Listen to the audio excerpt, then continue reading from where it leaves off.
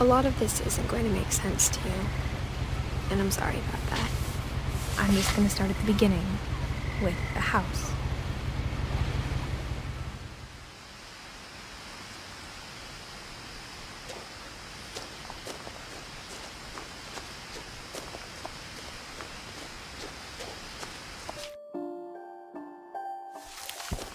I lived here until I was 11, but I wasn't allowed inside half the rooms.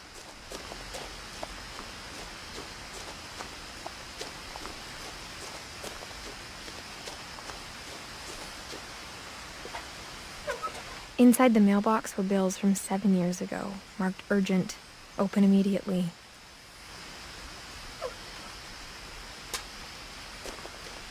I hadn't been back since my brother Lewis's funeral.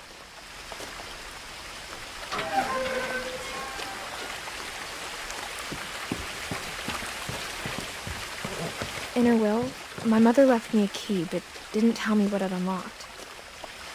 Maybe she thought I'd know. Or she thought that the mystery would be enough to bring me back.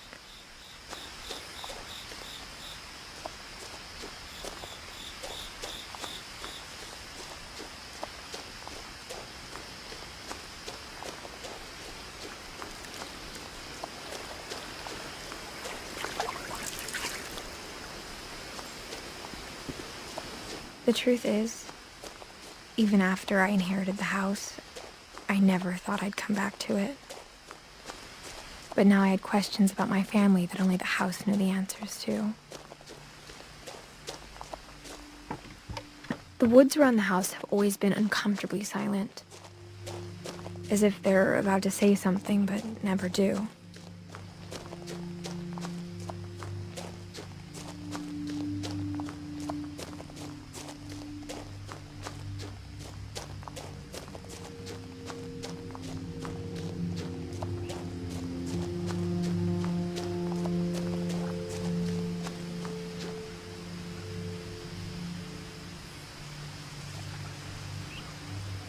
The house was exactly like I remembered it, the way I'd been dreaming about it.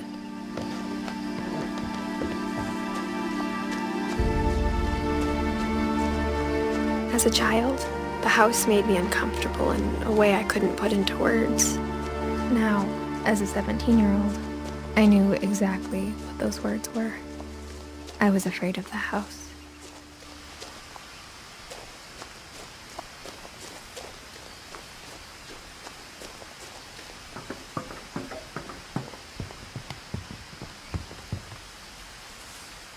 I hoped the key might unlock the front door.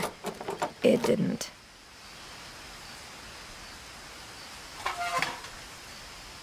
Looking in, I felt like the house itself had been waiting for me.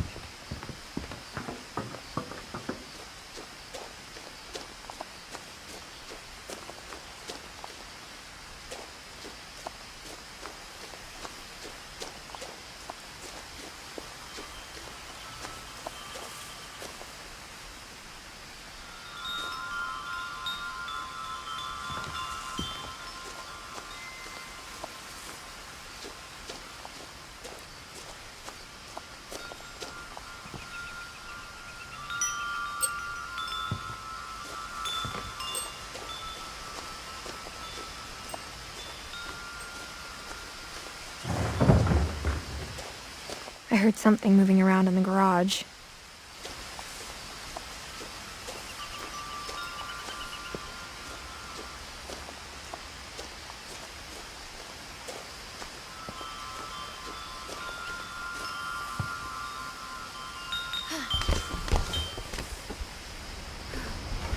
Crawling through the doggy door used to be a lot easier when I was 11.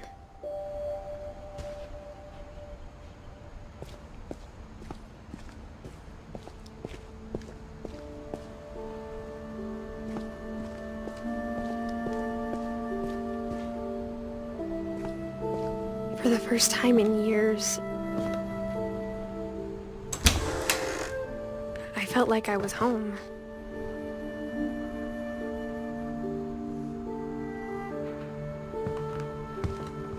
But instead of a family, there were just memories of one.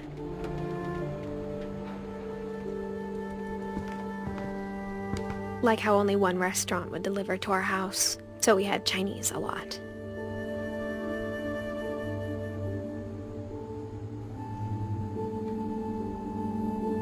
Or how after Louis started working at the cannery, we all got sick of eating salmon.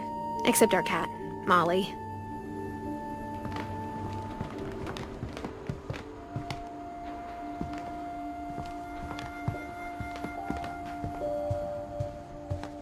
The table was still a wreck from the night we left.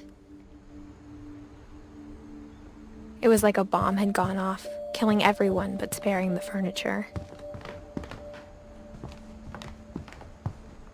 My mom was the only one of us who could imagine Great-Grandma Edie living in a nursing home.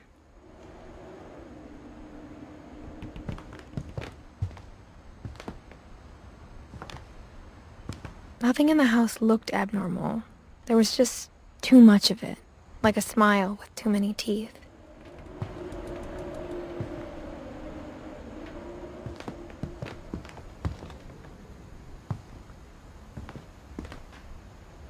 Even the fireplace had a story. Edie told me the bricks came from the original house, after it sank.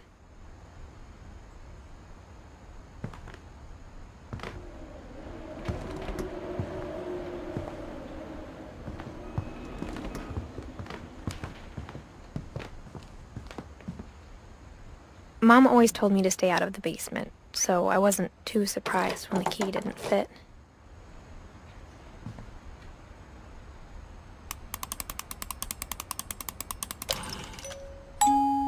Great-Grandpa Sven built a music box for Barbara, along with the rest of the house.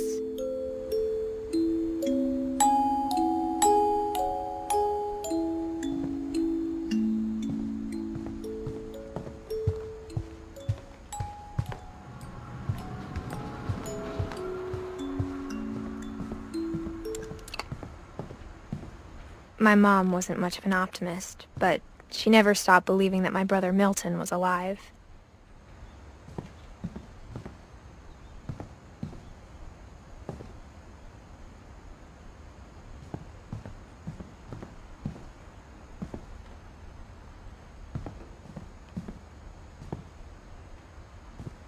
After Milton disappeared, Mom sealed up all the bedrooms. Then Edie retaliated and drilled peepholes.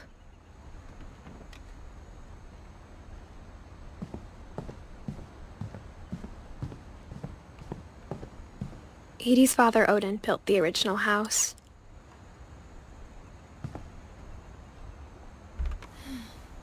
Barbara was a child star for 2 years, until America grew out of it.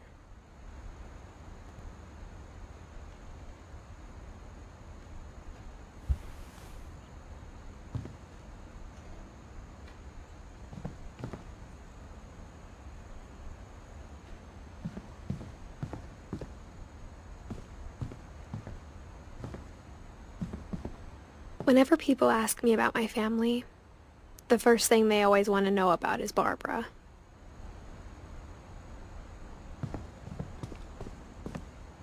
Mom must have locked the third floor stairs on the night we left.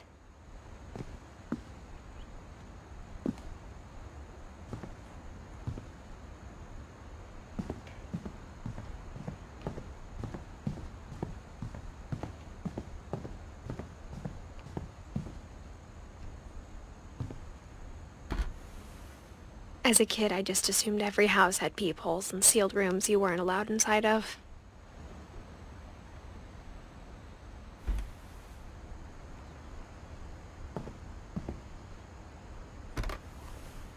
My Grandpa Sam spent 7 years sharing a room with his dead brother, Calvin.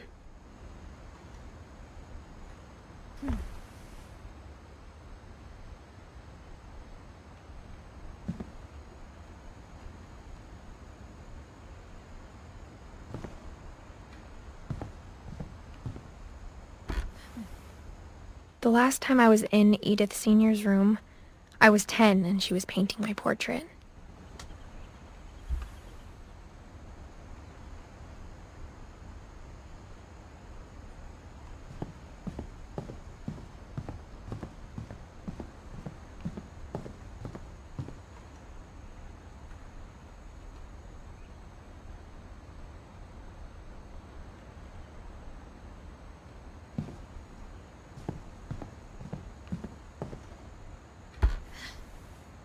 Molly always seemed like a girl I could imagine being friends with, if she hadn't died in 1947.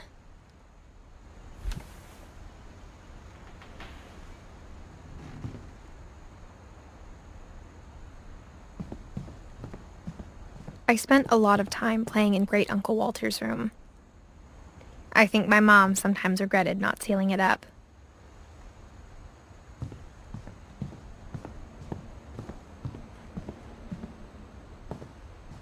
Lewis told me there were secret passages, but I never believed him.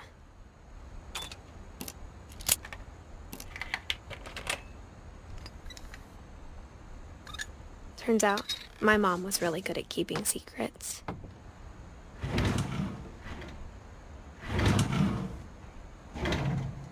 Now it was time to find out what my mom had been afraid of.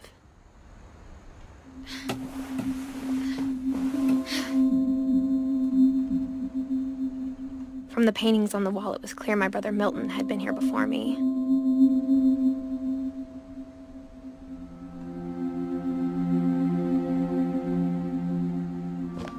Reading this, maybe it sounds like I had a plan, but I had no idea what was behind that door.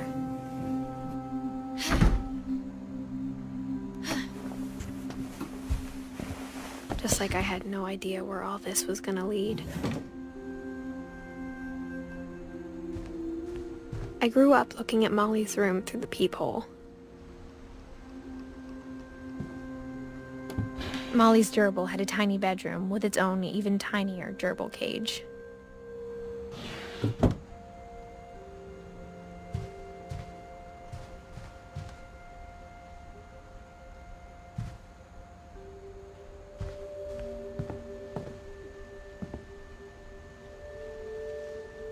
Being inside for the first time, I felt like I'd stepped behind a painting.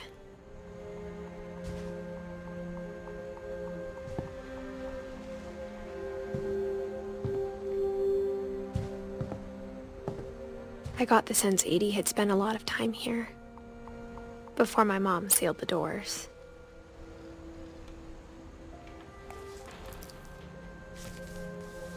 December 13th, 1947. Dear Diary, I'll be gone soon, but I wanted to tell somebody about what's gonna happen. It started when Mom sent me to bed without dinner. I woke up and I was starving, so I looked around for something to eat. The gerbil food was dry, but I didn't mind it.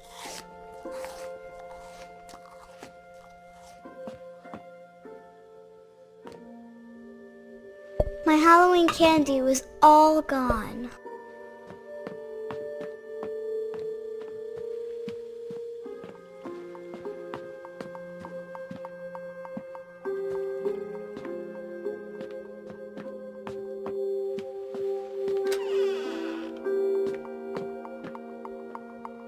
I kept eating and eating.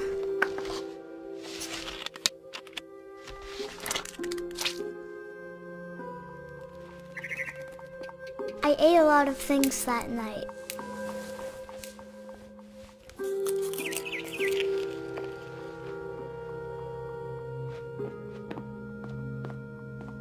Then I heard chirping outside my window. It was a barn swallow going back to her nest. I reached out for her. And suddenly, I was a cat. I tried to be quiet, but the bird was really scared.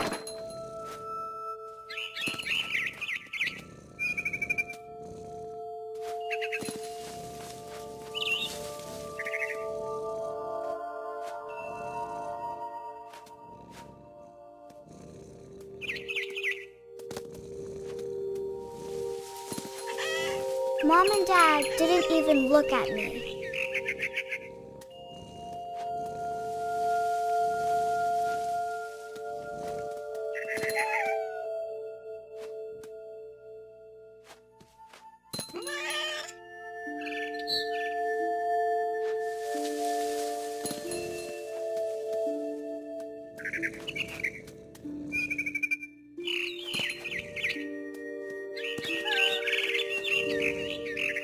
I jumped and I almost got her.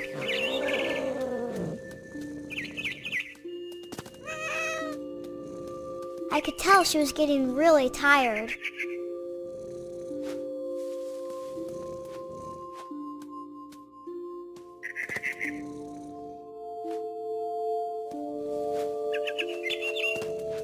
Now I was up in the big tree. I promised Dad I wouldn't climb it anymore. All I cared about was eating that mama bird.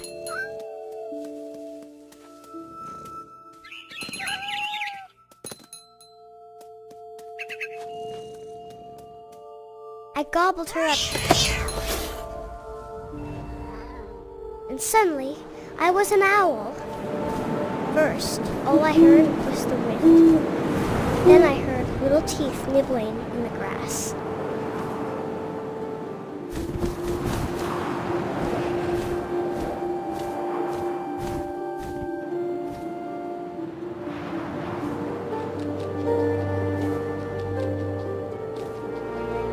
Rabbits.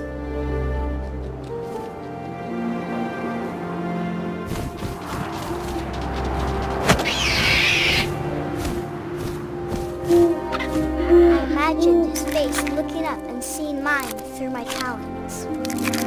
I swallowed him up, and I didn't chew one bit. Then I flew off to find something bigger.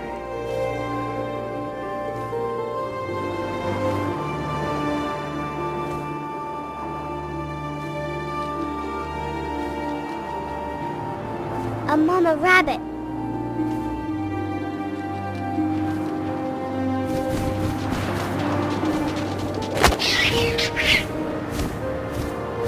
She was almost too big to carry. I started choking, but I couldn't stop eating. And suddenly, I was a shark.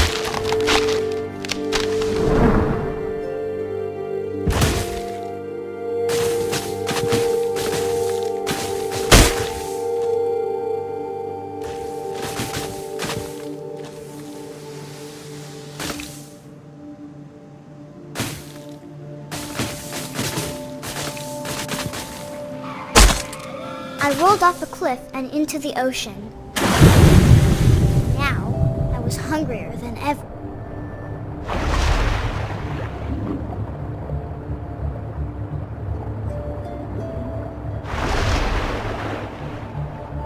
I wanted fat, juicy seals. I tore off her flipper, and it tasted really good.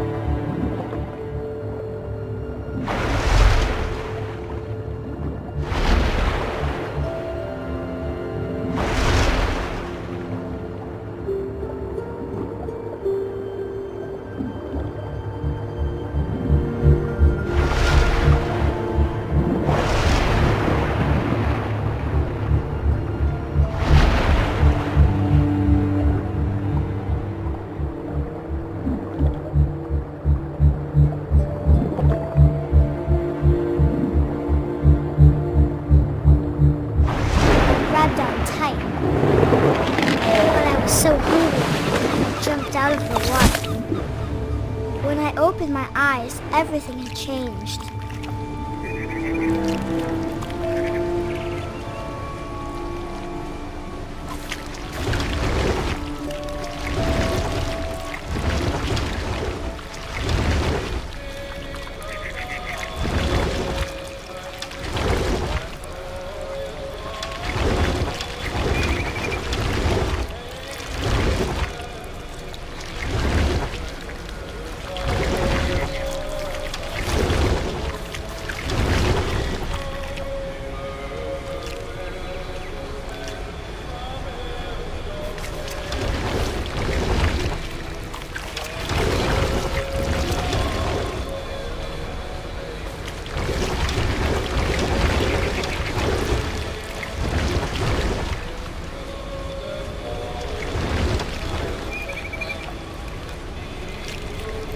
Now I was a monster, and I smelled people everywhere.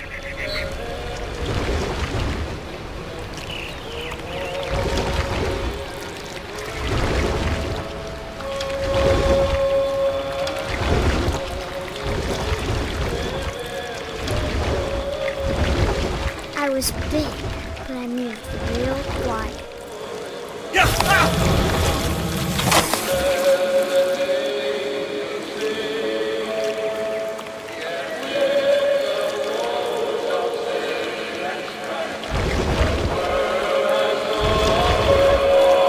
I wanted to stop, but also I didn't.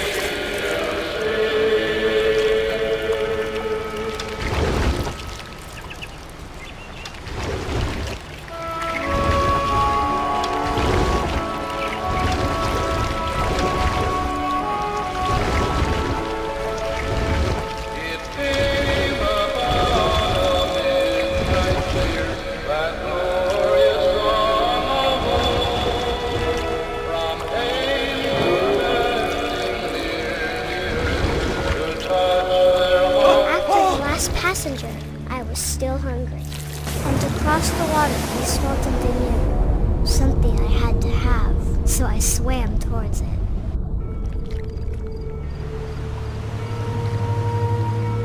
I slithered onto the sand, and the good smell went into an old pipe.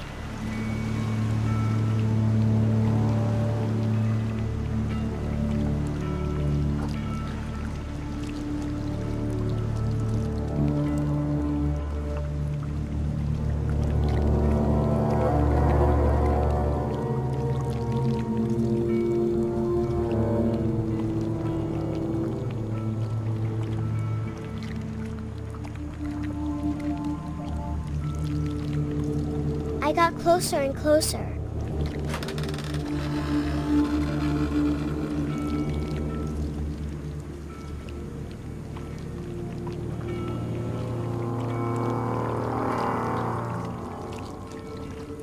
All of my stomach started growling. And suddenly, I was me again. I held my breath for a long time, but I couldn't hear anything. I think it's waiting for me to fall asleep. But it's not going to wait much longer. It needs to feed, and we both know I will be delicious.